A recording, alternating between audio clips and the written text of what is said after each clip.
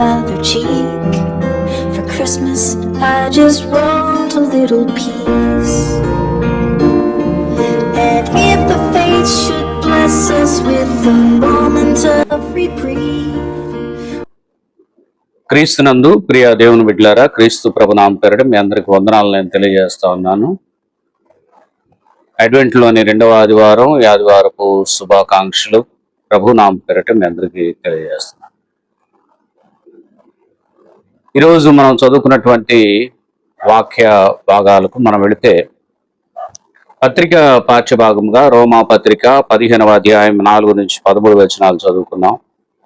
సువార్త పాఠ్యభాగంగా లూకా సువార్త 21వ అధ్యాయం 25 నుంచి 36 వచనాలు మనం చదువుకున్నాం. ఈరోజు మనకు ఇవ్వబడినటువంటి అంశం పీస్. మొదటి వారంలో హోప్ అనే అంశాన్ని గురించి మనం విన్నాం. ఈ వారం పీస్ అనే అంశం మీద దేవుడు మనతో మాట్లాడతాడు, మనం వినబోతున్నాం. దీన్నే ది బెత్లెహేమ్ క్యాండిల్ అని అంటారు, లేక ది క్యాండిల్ ఆఫ్ ప్రిపరేషన్ అని కూడా అంటారు. మీరు లూకా సువార్త 3వ అధ్యాయం 4 నుంచి 6 వచనాలు చదువుకుంటే మనకు అక్కడ విషయం తెలుస్తుంది. కనుక 4 వారాలు వస్తాయి. 4 వారాల్లో ఇది 2వ వారం. ఈరోజు పీస్, శాంతి ఎలా పొందుకోవాలి, దేవుడు ఎలా శాంతమూర్తి అయ్యాడు, ఆయన మనల్ని ఎలాగూ సమాధానంతో నడిపిస్తున్నాడు అనేటటువంటి విషయాలను గురించి ఈరోజు మనం మాట్లాడుకుంటూ ఉంటాం. దేవుని యొక్క వాక్యం మనతో మాట్లాడుద్ది. ఈరోజు మూలవాక్యానికి మనం వెళ్ళి చూద్దాం రండి. రోమా పత్రిక 15వ అధ్యాయం 12వ వచనం. మరియు యెషయా ఇలాగూ చెప్పుచున్నాడు, యెషయిలో నుండి వేరు చిగురు అనగా అన్యజనులు నేలుటకు లేచువాడు వచ్చును, ఆయన యందు అన్యజనులు నిరీక్షణ ఉంచుదురు. యెషయి వంశములో నుండి రాబోతున్నటువంటి క్రీస్తు ప్రభువును గురించిన విషయాన్ని చెప్పాడు. ఈ లోకంలో ఉన్నటువంటి ప్రజలందరూ జీవితం మూడుబారిపోయిన జీవితమే. చిగురు లేదు, వేరు లేదు, ఎండిపోయినటువంటి జీవితం. అంటే అలా పోల్చాడు అక్కడ, పోలిక. యెషయి మొద్దు నుండి చిగురు పుట్టును అంటే అలాంటి జీవితాలు, వాటిని చిగురింపజేయటానికి క్రీస్తు అనబడిన చిగురు.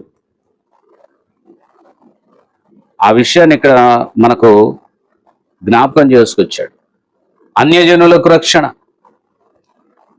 సమస్త మానవాళికి రక్షణ ఆయన ఇవ్వటానికి చిగురై,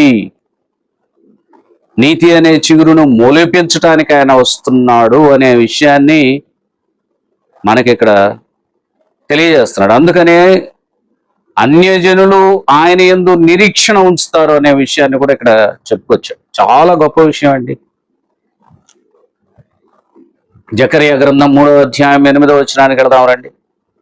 ప్రధాన యాజకుడు అయిన యెహోషువ నీ ఎదుట కూర్చొండు, నీ సహకారులు సూచనలుగా ఉన్నారు, నీవును వారును నా మాట ఆలకింపవలెను. ఏదనగా చిగురు అను నా సేవకుని నేను రప్పింపబోచున్నాను. యెహోషువతో చెప్పిన మాటలు జకరియా చాలా చక్కగా రాస్తాడు. యెహోషువకు ఏమని చెప్పాడు? నీవు నీ సహకారులతో కలిసి కూర్చున్నావు, కానీ ఈ సమస్త మానవాళి కోసం నేను నా కుమారుని పంపుతున్నాను అని చెప్తున్నాడు. నా సేవకుడు క్రీస్తు ప్రభువే. క్రీస్తు ప్రభువును గురించినటువంటి ప్రవచన మాట అది. చిగురు అనేటటువంటి నా సేవకుడు. ఎంత గొప్ప ప్రొఫెసీ అండి. తర్వాత అండి యెషయా గ్రంథం 11వ అధ్యాయం 1వ వచనానికి కదా, యెషయి మొద్దు నుండి చిగురు పుట్టును, వాని వేరుల నుండి అంకురము ఎదిగి ఫలించును. మొద్దు నుండి చిగురు, వేరు నుండి అంకురము మొలిచి ఫలించును. అంకురము ఎదిగి ఫలించడం అనేది, వేరుల నుండి అంకురము ఎదిగి ఫలించడం అనేది ఎంత గొప్ప విషయం. అసలు ఆ గొప్పతనాన్ని అక్కడ చూపెడుతున్నాడు. పూర్తిగా వేళతో కూడా ఎండిపోయింది. అంటే మానవుని యొక్క బ్రతుకులు పూర్తిగా పాపంలో పడిపోయినాయి. క్షమించరానటువంటి నేరాలతో, క్షమించరానటువంటి పాపాలతో మానవులందరూ మగ్గిపోతా ఉంటే వారందరినీ కూడా క్షమించి, వారికి శాంతి లేని ఆ జీవితాన్ని వారిని క్షమించి శాంతి కలిగినటువంటి జీవితంలోనికి ప్రభువు నడిపించడానికి వచ్చాడు అని ఈ వచనాల యొక్క సారాంశం. ఎంతో మంది శాస్త్రవేత్తలు దేవుని కనుగొనాలని ప్రయత్నం చేశారు. కొంతమంది వారికి ఉన్న జ్ఞానాన్ని బట్టి కనుగొనగలిగారు. దేవుడు ఈ సృష్టికి కర్త అని వారు నిర్ధారించుకున్నారు, వారి మాటల ద్వారా తెలియపరిచారు. మరికొంతమంది శాస్త్రవేత్తలు ఈ స్వయంగా ఇవన్నీ కలిగాయని వారు అలాంటి ఊహతో ఉండిపోయి చనిపోయినటువంటి వారు ఉన్నారు.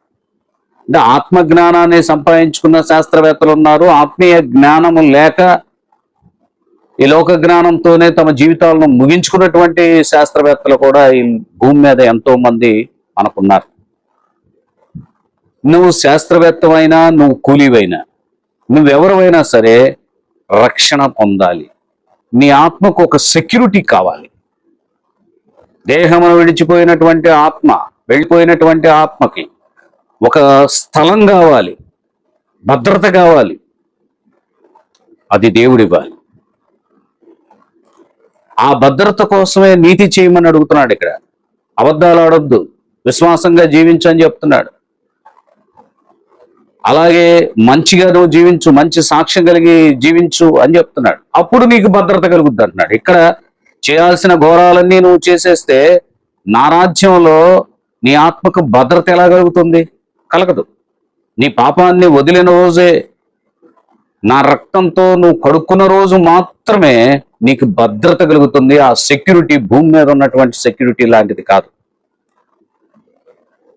దేశాన్ని కాపాడుతున్నటువంటి సైనికులు ఎంతో మంది, వాళ్ళు రాత్రి పగళ్ళు సేవ చేస్తూ ఉంటారు. గొప్ప విషయం. అయితే అలాంటి సెక్యూరిటీ కాదు నేను ఇచ్చే సెక్యూరిటీ. రండి, లూకా సువార్త 21వ అధ్యాయం 25 నుంచి 36 వచనాలు మనం చదువుకుంటే, రాకడలో తల ఎత్తుకునేవారు ఎవరు? రాకడలో తలెత్తుకునేది, దానికి సంబంధించిన వచనం చూద్దాం రండి. లూకా సువార్త 21వ అధ్యాయం 28వ వచనం. ఇవి జరుగునారంభించినప్పుడు మీరు ధైర్యం తెచ్చుకొని మీ తలలెత్తుకునడి, మీ విడుదల సమీపించుచున్నదనెను. మీరు ధైర్యం తెచ్చుకొని తలెత్తుకోండి. ఎందుకనంటే మీ విడుదల సమీపించి ఉన్నది. ఈరోజు దేవుని కోసం ఎవరు ప్రయాసపడుతున్నారో, ఎవరు మంచి కోసం ఆరాట పడుతున్నారో, మంచిని చేయాలి, మంచిగా బ్రతకాలి, చావైనా సరే సిద్ధం అనుకుంటున్నారో, వాళ్ళు రెండవ రాకడలో తలెత్తుకుంటారు. తలదించుకునేవారు కాదు. ఇప్పుడు యేసుక్రీస్తు ప్రభు కుమారుడిగా ఈ భూమి మీదకు రావటానికి మూల కారణం ఏంటి? తల వంచుకుని, పాపం ద్వారా తల వంచుకున్నటువంటి మనం, నేరాలు చేసి తల వంచుకున్నటువంటి మనల్ని, నీ నేరాలు, నీ పాపాలు అన్నీ కూడా ఆయన కొట్టివేసి తలెత్తుకుని ఆయన రాకడలో ఆయన చూస్తూ ఆనందంతో ఎదుర్కోవటానికి అవకాశం ఇచ్చాడు దేవుడు. మరి పాపం ఒప్పుకోవడానికి నీకేమైంది? ఇక పాపపు జీవితం నుండి దూరం అవ్వటానికి ఇంకా ఎందుకు ఆలోచిస్తున్నావు, సంకోచిస్తున్నావు? వ్యక్తిగతమైన నేరాలు, సామూహికమైన నేరాల ద్వారా ఎందుకు దేవునికి దూరం అవుతున్నావు? మనుషులకు దూరం అవుతున్నావు, ప్రేమకు దూరం అవుతున్నావు, విమోచనకు దూరం అవుతున్నావు. నీకు నీవే సృష్టించుకొని ఎందుకు మానసికంగా కృంగిపోతున్నావు? అందుకనే నువ్వు తల ఎత్తుకునేవాడివి అవ్వాలి, కానీ తల దించుకునేవాడివి కావద్దు. లోకంలో నువ్వు భోజనం చేయకపోయినా పర్వాలేదు, లోకంలో నీకు ఆస్తులు లేకపోయినా పర్వాలేదు, దేవుని రాకడ వచ్చినప్పుడు తలెత్తుకునేవాడినిగా చేయటానికే ఈ మొదటి రాకడ. ఆయన కుమారుడిగా వచ్చింది. అందుకే రాకడలో జరుగు సూచనల గురించి కూడా మనకు తెలియజేశాడు. సూర్య చంద్ర నక్షత్రాలు రాలిపోతాయి. సూర్యుడు అంటే సామాన్యం రాలటం, చంద్రుడు, నక్షత్రాలు రాలటం అంటే ఏంటి? సామాన్యమైన విషయమా? భూమి ఘోష పెట్టుద్ది, సముద్రం ఘోష పెట్టుద్ది అంటున్నాడు. తట్టుకోగలమా? నక్షత్రాలు రాలిన, భూమి ఘోష పెట్టిన, సముద్రము ఘోషించిన చలనం లేకుండా ఉండేవాళ్ళు ఎవరయ్యా అంటే విశ్వాసులే, పరిశుద్ధులే. లోకంలో మంచి కోసం ఆరాటపడిన వాడు, మంచి కోసం నిందలు అనుభవించినటువంటి వాడు. చాలా మంది అంటుంటారు, ఏం సంపాదించావని. మొట్టమొదట మనోళ్ళు అనేటటువంటి మాటే అది, ఎంత ధనం సంపాదించావు, ఏమి సంపాదించావు అని అడుగుతారు. కానీ దేవుని సంపాదించావా, ఆత్మను సంపాదించావా, విశ్వాసంలో సంపాదించావా అని మాత్రం అడగరు.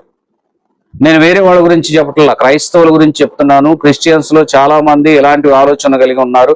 కొంతమంది మాత్రమే దేవుని సంపాదించావా అని అడిగేటటువంటి వారు, దేవుని రాజ్యాన్ని సంపాదించావా అని అడిగేటటువంటి వారు కొందరే మనకు కనపడతారు. మంచిది. కానీ రాగానే నువ్వేం సంపాదించావని ఆస్తుల గురించి అడిగేటటువంటి వారు, అది వ్యర్థమే.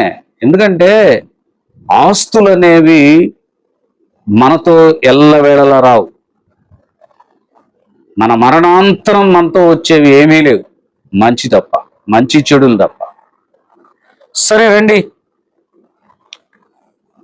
శ్రమ కలహాన్ని రేపుతుంది అని కూడా ఉంది. శ్రమ కొంతమందిలో ప్రేమని రేపుతుంది. కొంతమంది ప్రేమ నిమిత్తమో శ్రమ పడాలని ఆశపడుతుంటారు. కొంతమందికి శ్రమలు కలిగినప్పుడు కలహాన్ని రేపుతూ ఉంటారు. అలాంటి వారు కూడా మనకు కనపడతారు. అయితే దేవుడు ఏమని చెప్తున్నాడో తెలుసా? మీ ధైర్యము చెడనేయకుండా మీరు చూసుకోండి. మీరు ధైర్యంగా ఉండాలి. శ్రమ కలిగిందని మీ ధైర్యం చెడిపోతే ఎట్లా? అలా ఉండటానికి వీల్లేదు. దేవుని యందు విశ్వాసం ఉంచండి, అప్పుడు దేవుడు నీకు తగిన ప్రశాంతతను ఇస్తాడు. దానికోసమే కదా మనం వేచి ఉంది. అటు ప్రశాంతతను మనం పొందుకుందాం. అట్లాంటి శాంతి సమాధానం ఉన్నప్పుడు దేవుడు మేఘారూఢుడై వచ్చినా మనమేమి ఇబ్బంది పడమండి. విశ్వాసులైనటువంటి వారు ఎదుర్కొంటారు. ప్రకటన గ్రంథం 1వ అధ్యాయం 7వ వచనానికి వెళితే, ఇదిగో ఆయన మేఘారూఢుడై వచ్చుచున్నాడు, ప్రతి నేత్రం ఆయన్ను చూచును, ఆయనను పొడిచిన వారును చూచెదరు, భూజనులందరూ ఆయన్ను చూచి రొమ్ము కొట్టుకొందరు. అవును, ఆమెన్. భూజనులు అంటే ఎవరండి?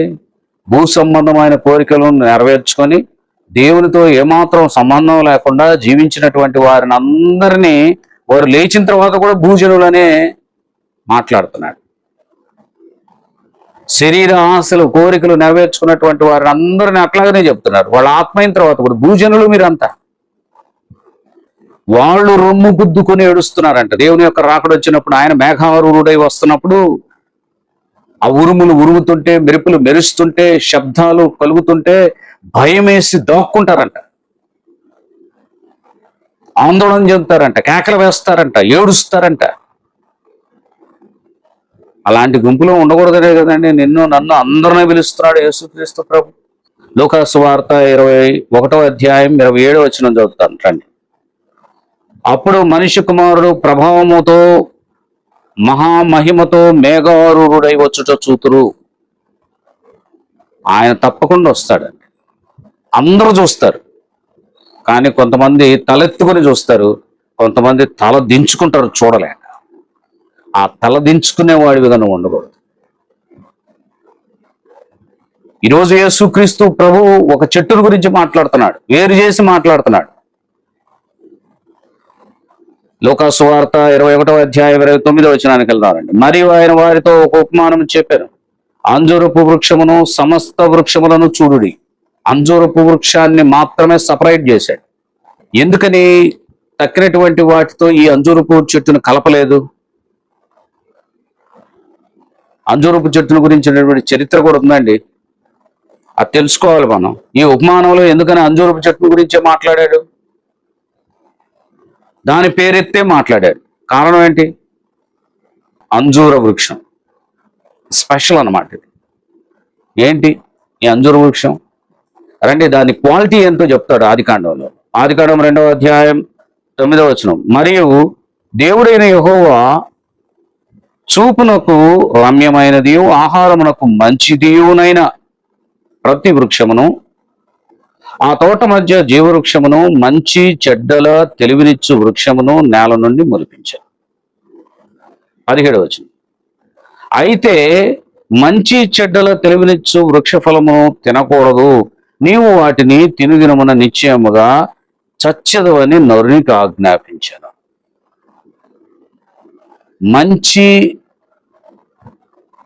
చెడులను తెలియజేసేటటువంటి వృక్ష ఫలాన్ని మీరు ముట్టుకోవద్దని కూడా చెప్పాడు.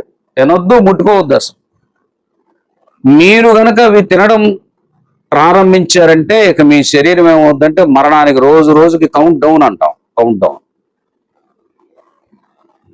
మీ శరీరం యవ్వనం దాకా ఎదుగుతుంది. ఇక యవ్వనం దగ్గర నుంచి ముసలితనానికి వెళ్ళిపోతా ఉంటుంది. డౌన్. ఎదుగుదల అంటే బాల్యం నుండి, శిశు దశ నుండి కూడా ఎదుగుదల అలాగ మధ్యస్థాయికి వస్తుంది. మళ్ళా మధ్యస్థాయి నుండి ఏమవుతుందంటే శరీరం ముసలితనానికి వెళ్ళిపోతుంది. కౌంట్ డౌన్ ఉంటా. ఈ మధ్యస్థాయి యవనం. ఇక అక్కడి నుంచి కౌంట్ డౌన్. మరణానికి మీరు దగ్గర అవుతున్నారని దేవుడు చెప్పాడు. ఆజ్ఞ అతిక్రమము పాపము, పాపం వలన వచ్చు జీతము మరణం అని వ్రాయబడింది. నేను కౌంట్ డౌన్ నేను చేయలేదు, మీరే కౌంట్ డౌన్ చేసుకున్నారు. నేను తినొద్దు ఆ ఫలాన్ని, తిన్నదినానని నేను నిశ్చయంగా చచ్చదరని కూడా చెప్పాను కదా. మరి ఎందుకు మీరు తీసుకున్నారు? అది మరణమును రుచి చూస్తున్నారు. సరే, శరీర సంబంధమైన మరణంతో ఆత్మ సంబంధమైనటువంటి మరణాన్ని కూడా మీరు తెచ్చుకున్నారే, ఎలా చేయాలి? నేను అందుకు ప్లాన్ చేశాడు ఆయన. నేను కుమారుడిగా భూమి మీదకి వెళ్ళకపోతే ఆత్మ సంబంధమైనటువంటి మరణం వీళ్ళందరూ పొందుతారు. ఆత్మ సంబంధమైనటువంటి మరణం పొందకుండా కొంతమందిని ఆయన రక్షించాలనేటటువంటి ఉద్దేశంతో కుమారుడు వస్తాడు ఆయన. ఆదికాండం 3వ అధ్యాయం 6వ వచనం 7వ వచనం చదువుదామండి.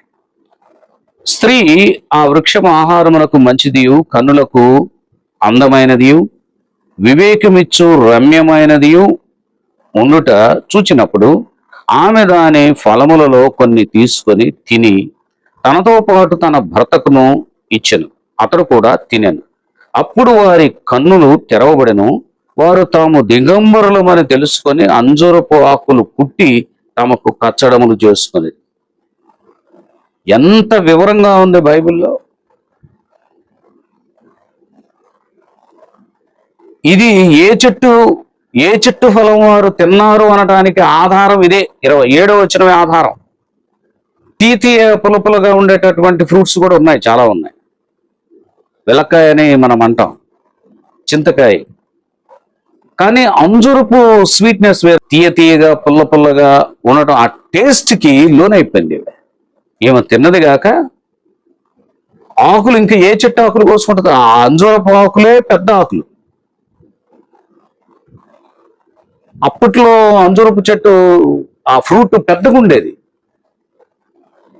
మరి ఆ ఫ్రూట్ని ఆవిడ తీసుకొని ఆకుల్లోనే, పెద్ద ఆకులు కదా, ఆకుల్లోనే ఆ ఫ్రూట్స్ పెట్టుకొని ఎవరి దగ్గరకు తెచ్చింది అని అంటే ఆదాం దగ్గరకు తెచ్చింది. పైన చూస్తేనేమో 7 కలర్స్ ఆ పై పొర మీద ఉంటే, అది ఓపెన్ చేసిన తర్వాత అంటే ఆ తొక్కు తీసిన తర్వాత లోపల చూస్తే గులాబీ రంగులో ఉందంట ఆ ఫ్రూట్. చూడటానికి చాలా అందంగా ఉంది. ఆయన కూడా తినేశాడు. అంటే ఏదైనా వనంలో ఉన్నటువంటి ఫ్రూట్స్, అన్ని రకాల సహజంగా మన శరీరానికి సంబంధించిన అన్ని రకాల ఫ్రూట్స్ వాళ్ళు తిన్నారు. వాళ్ళు తినని ఫ్రూట్ ఏంటంటే జీవవృక్ష ఫలం తినలేదు, ఇటు మంచి చెడ్డలు తెలియజేసే ఫలాన్ని వాళ్ళు తినలేదు. ఇప్పుడు జీవవృక్ష ఫలాన్ని పోగొట్టుకొని ఇప్పుడు ఏది తిన్నారు అంటే మంచి చెడ్డలు తెలియజేసేటటువంటి ఆ ఫలం తిన్నారు. ఆ ఫలం ద్వారా వాళ్ళ కళ్ళు తెరవబడినాయి అంట. వాస్తవమా ఇది? వాస్తవమేనండి. కొన్ని ఫ్రూట్స్ మన బ్లడ్ మనం శుద్ధి చేస్తాయి. కొన్ని ఫ్రూట్స్ కొన్ని ఆరోగ్యాన్ని కలిగిస్తాయి. మన ఎదుగుదలకు మూల కారణం ఫ్రూటే కదండి. ఏదైనా విత్తనం, పప్పు దినుసులు కానీ, ఫ్రూట్స్ కానీ, ఏవైనా ఆకుకూరలు కానీ, మనతో పాటు ఉన్నటువంటి జీవరాశులు కూడా బతకాలంటే వాటికి కూడా చెట్లే కదండి ఆధారం అయ్యాయి కదా. ఇక సెకండరీ మాంసాహారం అనేది అవి కావాలి కదా. ఇప్పుడు సింహానికి ఒక జింక బలివ్వాలి అని అంటే జింక ఏదో తిని దానికి ఆహారం అవుద్ది ఏదో ఒక రోజున. దానికి ఆహారంగా వేయబట్టానికే జింక తినాలి. మరి జింక తిని అది ఎదుగుద్ది. ఎదిగిన తర్వాత ఎవరికి బలైపోద్ది అంటే అది సింహానికి బలైపోద్ది, దానికి ఆహారం అయిపోద్ది. తప్పించుకున్నా, ఎన్నాళ్ళు తప్పించుకున్నా ఒకరోజు తప్పదే కదా, దాని ఆహారం కోసం అవి పెట్టబడి ఇట్లాగ అయిపోయిందండి. ఇక మరి ఇక అంతే, మనం అందరం కూడా ఆహారం తినాలి, చెట్ల మీద ఆధారపడాలి. ఆ మాంసాహారం మీద ఆధారపడేవాళ్ళు కొంతమంది, అలాగే ఎవరు ఇష్టం వాళ్ళు తినేస్తా ఉన్నారు. దేవుడు అన్ని పెట్టేశాడు ఇక. వీటిల్లో ఈ ఫలాన్ని మీరు అసలు తినొద్దు, ముట్టొద్దు అని చెప్తే ఆవిడ ముట్టుకుంది, తినేసింది, పాపం చేసేసింది. వెంటనే వాళ్ళు కళ్ళు తెరవబడినాయి అంట. అంటే ఈ ఫ్రూట్ తినగానే వాళ్ళ కళ్ళు తెరవబడ్డాయి. వాళ్ళకి ఏం జరిగిందంటే, అరే మనం దిగంబరులంగా ఉన్నామే అనే విషయం వాళ్ళకి తెలిసింది. వెంటనే వాళ్ళు ఏం చేశారంటే, ఏ చెట్టు ఫలాలైతే తిన్నారో ఆ చెట్టు ఫలాల యొక్క ఆకులు చుట్టుకున్నారు. కచ్చడములుగా కుట్టుకునిరి బైబిల్లో. ఇప్పుడు చెప్పండి, మనం పూర్వం ఏం చేశారంటే, ఒక ఆర్టిస్ట్ ఏం చేశాడంటే, అది యాపిల్ అయి ఉంటుందని నమూనా చిత్రాన్ని వేశాడు అతను. ఆ నమూనా చిత్రాన్ని ఈరోజు బైబిల్ గ్రంథంలో పెట్టుకొని యాపిలే అనుకుంటున్నాం. యాపిల్ నోరు ఊరించదండి. యాపిల్ మనం తిన్నప్పుడు ఏంటంటే ఒక రకమైన స్వీట్లో, ఒక రకమైన తీపిదనంతోనే ఉంటుంది. కానీ తీయగా పుల్లగా రుచులను, నోట్లో ఉన్నటువంటి లాలాజలాన్ని ఊరించగలిగినటువంటి శక్తి అంజూరానికి. ఇప్పుడు తినే అంజూరం కాదు. ఇప్పుడు నువ్వు ఏది తిన్నా ఎలా ఉన్నాయంటే కల్తీ, బియ్యం కల్తీ, పప్పు కల్తీ. అంటే పూర్వం ఒక 100 సంవత్సరాల క్రితం, ఒక 70 సంవత్సరాల క్రితం వెళితే ఆహార పదార్థాలు ఎలా ఉన్నాయి, ఎంత రుచిగా ఉన్నాయి. కందిపప్పుతో మనం కూర వండితే ఎంత టేస్ట్గా ఉండేది. నీళ్లతో వండితేనే, దానిలో ఏవేసిన అవసరం లేదు, కొద్దిగా నీళ్లు పోసి దాన్ని ఉడకబెట్టేసి కొద్దిగా చింతపండు వేస్తేనే టేస్ట్. ఈరోజు ఎన్ని టమాటాలు, ఎన్ని చింతపండులు వేసినా టేస్ట్ లేదు. ఏది ఈ 60 or 70 years లోనే ఆహార పదార్థాల్లో అంత చేంజ్ వచ్చింది. ఏది తిన్నా రుచి లేదు. మరి ఏదేను తోటలో ఉన్నటువంటి ఫలం అదే ఫస్ట్ వేయబడినటువంటి తోట అయితే, ఆ తోట ఎంత ఘనమైన తోటో మీరు ఆలోచన చేయండి. ఆ ఫ్రూట్స్ ఎంత గొప్ప ఆలోచన చేయండి. మరి ఆ రోజు అంజూరపు పండు ఏ సైజులో ఉంటుందో ఒకసారి ఆలోచన చేయండి, ఏ కలర్లో ఉంటుందో ఆలోచన చేయండి. మరి ఆవిడ చూసిందంటే, ఆవిడ చూసి దేవుణ్ణి కూడా ధిక్కరించి తిన్నదంటే కారణం, దేవుడు చెప్పిన మాట వినలేదు కదండి ఆవిడ. అంటే అంతగా లొంగిపోయిందంటే, దేవుని మాటనే ధిక్కరించి లొంగిపోయిందంటే, ఆ ఫ్రూట్ యొక్క శక్తి చూడండి, ఆకర్షించింది బాగా ఫ్రూట్. అందుకని యేసుక్రీస్తు ప్రభు ఈరోజు చెప్పుకున్నటువంటి వాక్య భాగంలో దాన్ని సపరేట్ చేసి మాట్లాడాడు. అంజూర వృక్షం, అంజూర వృక్షాన్ని గురించి ఇంకా మనం చెప్పుకుంటే, పూర్వపు రోజుల్లో దాన్ని రసం తీసి రాచి పుండ్ల మీద రాసేవాళ్ళు. ఆ ముద్దను తీసుకొని రాచి పుండ్ల మీద కట్టుకట్టేవాళ్ళు. కడుపులో ఉన్నటువంటి క్యాన్సర్ పుండ్లు కానీ, పేగుల్లో ఉన్నటువంటి పుండ్లు కానీ, ఇవన్నీ కూడా ఆ ఫ్రూట్స్ ద్వారా, ఆకుల ద్వారా వాళ్ళకు స్వస్థత కలిగాయి. అంత శక్తి ఉంది దీనికి. కానీ ఇక్కడ మెయిన్ మనం ఆలోచించాల్సినటువంటి విషయం ఏంటంటే, తినొద్దు అని దేవుడు చెప్పాడు, తిన్నాడు అంతే. ఆజ్ఞను మీరిపోయారు వాళ్ళు. కాబట్టి ఏ ఫలం నేను తినొద్దన్నానో ఆ ఫలాన్ని తిన్నావు, నువ్వు ఇలా అయిపోయావు, పాపానికి లోనైపోయావు, దానివల్ల మరణానికి వచ్చేసావు, ఆత్మను కూడా నశింప చేసుకుంటున్నావు అని దేవుడు న్యూ టెస్టిమెంట్ లో బ్రతిమలాడి చెప్తాడు. ఆ తర్వాత ఈ అంజూరపు చెట్టే కదా, ఆయన వెళ్తా ఉంటే అంజూరపు చెట్టే దారిలో ఉంది. ఇప్పుడు మీరు ఓల్డ్ టెస్టిమెంట్ చూస్తే, దేవుడు మీరెందుకు ఆ ఫలాన్ని తిన్నారు, నేను చెప్పాను కదా మీరు ఎందుకు తిన్నారు అంటే, అక్కడ అన్నిటినీ శపిస్తాడు. నేలను శపిస్తాడు, అవ్వను శపిస్తాడు, ఆదామును శపిస్తాడు, సర్పాన్ని శపిస్తాడు, అన్నిటినీ శపిస్తాడు. కానీ ఒకదాన్ని వదిలిపెడతాడు, అసలు మూలమైనది అదే, దాన్ని వదిలిపెడతాడు. అదే అంజూరపు చెట్టు. దాన్ని శపించలా, వదిలేసాడు. ఆ అంజూరపు చెట్టుని ఎక్కడ శపిస్తాడంటే, కుమారుడిగా ఆయన భూమి మీదకి వచ్చిన తర్వాత ఆయన శపిస్తాడు దాన్ని. ఆయన కంటన పడింది అది, ఆయన కూడా ఆకర్షించింది అది. పాపం అంత భయంకరమైనది, సాతానుడు అంత భయంకరమైన వాడు.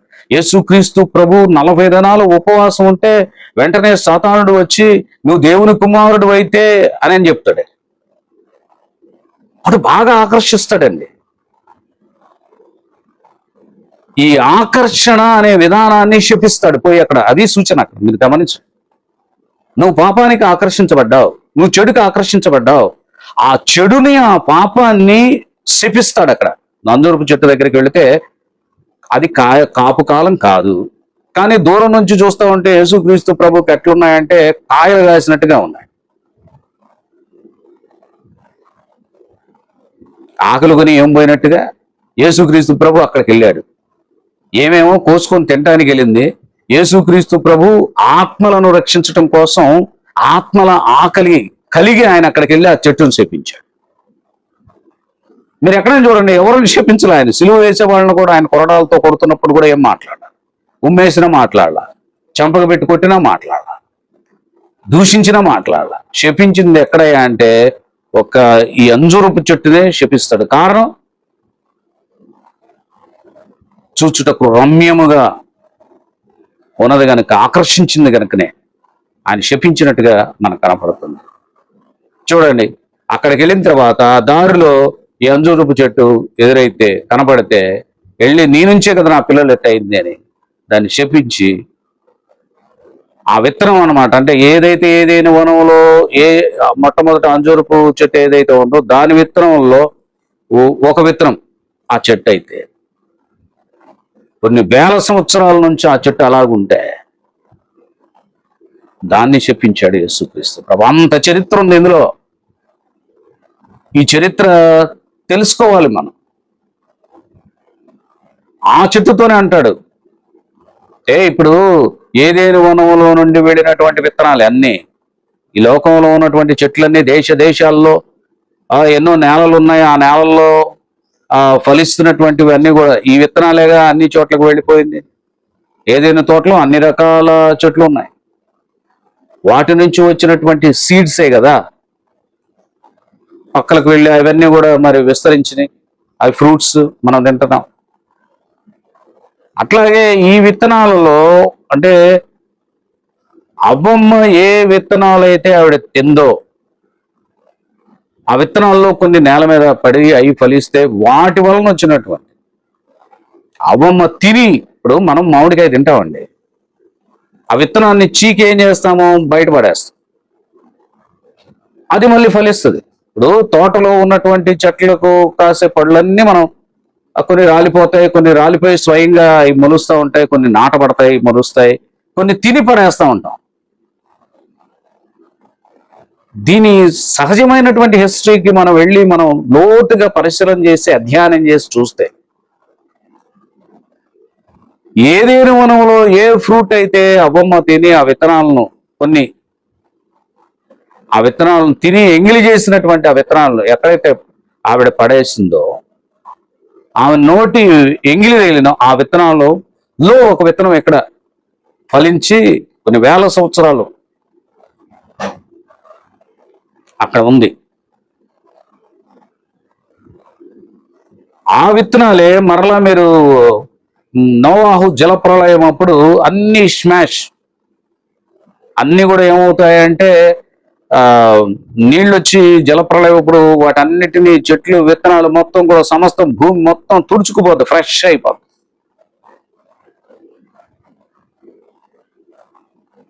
అయితే ఈ ఒక లేయర్ ఫామ్ అవుద్ది.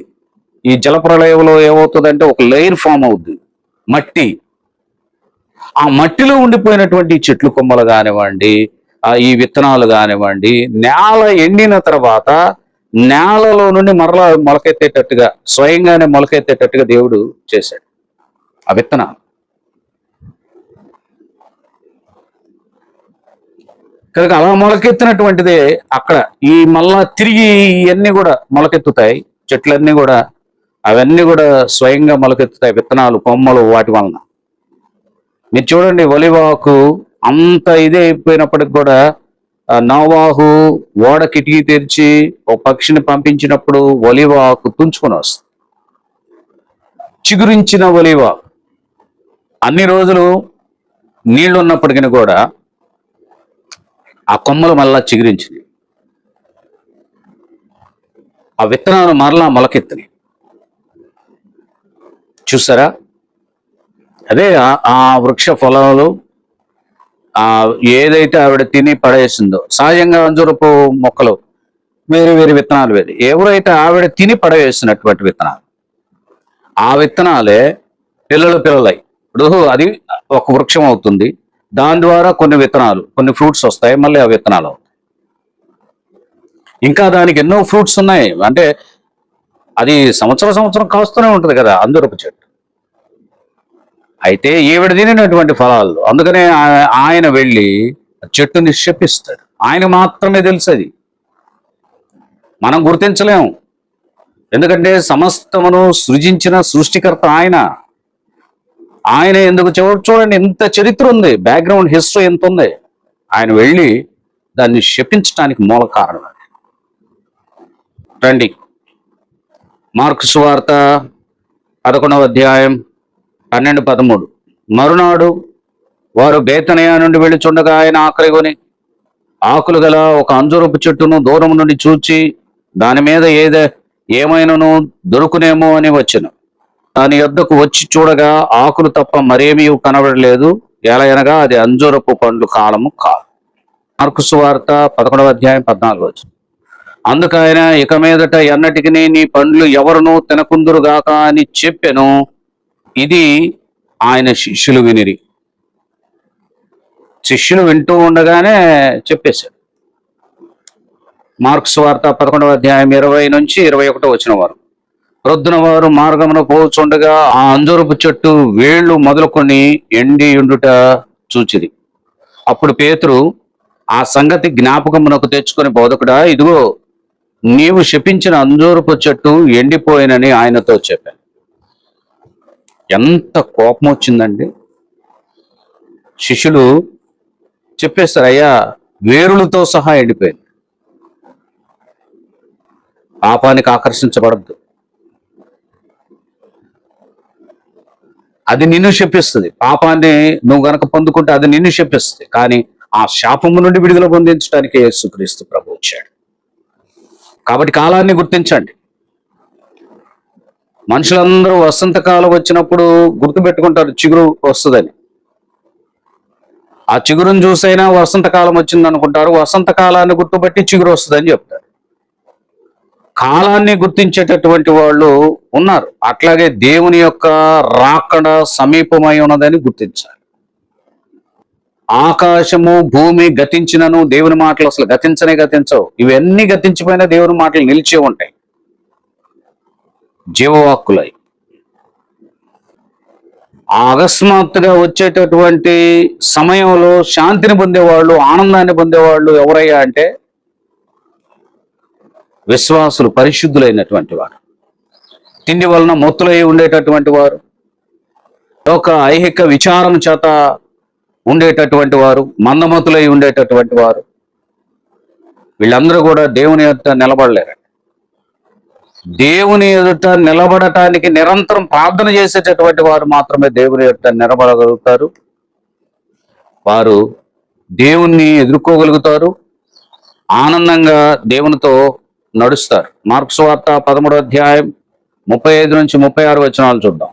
ఇంటి యజమానుడు ప్రొద్దు కృంగి వచ్చునో, అర్ధరాత్రి వచ్చునో, కోడు కూయినప్పుడు వచ్చునో, తెల్లవారునప్పుడు వచ్చునో, ఎప్పుడు వచ్చునో మీకు తెలియదు.